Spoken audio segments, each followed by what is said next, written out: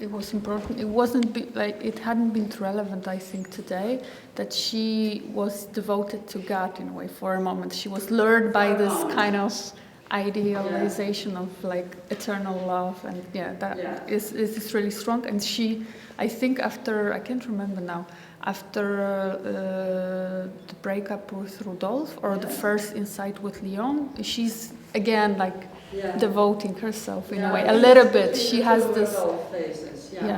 She gets bored with Rudolf, then she becomes religious, then the priest comes and is such a bore that she gets no help, and then she goes back to Rudolf. But they're all kind of manifestations of manias where things get pushed. It's her love of religion for a while is almost as superficial as her kind of love of love itself. It gets, I think she's kind of seduced by the pageantry and the pomp of Catholicism, or it's a kind of... And then when the priest burps, it's over.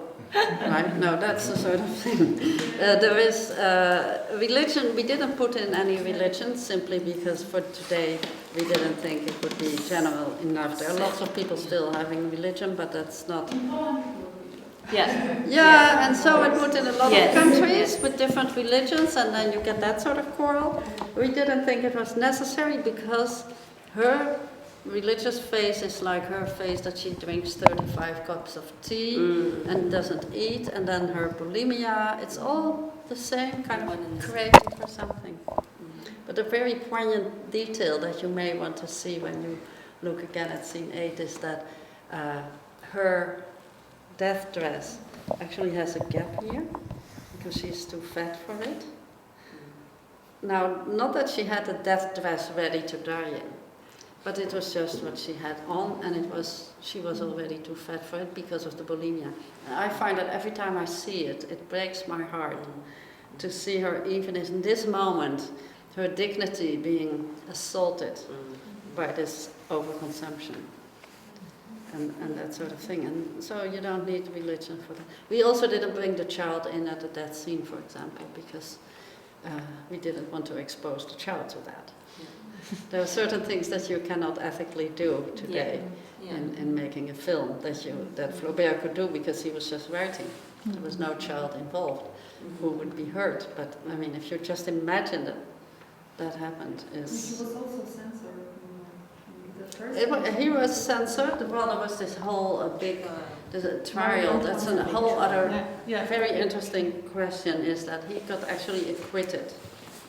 And I've read all the documents, the indictment and then the defense, and it was all based on: is he propagating this or is he criticizing this? And that is the great thing, and that is what we kept in our ambiguities. We don't want to say, oh, how bad. This woman yesterday from the television station who said, how do you get this into big art? I suppose that's probably a translation of a Polish term for high art, big art. But for us, it sounded like, so we were like, how big is this art? High profile art.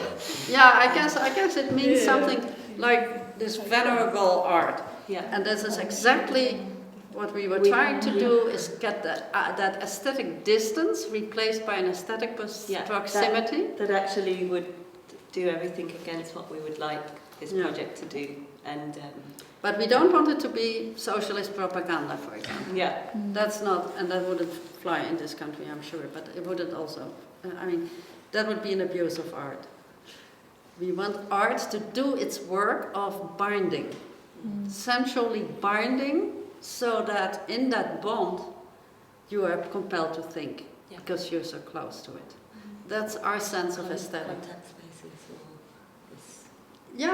or like this space in which it's fueling thinking as this very active instigator. The work triggers something,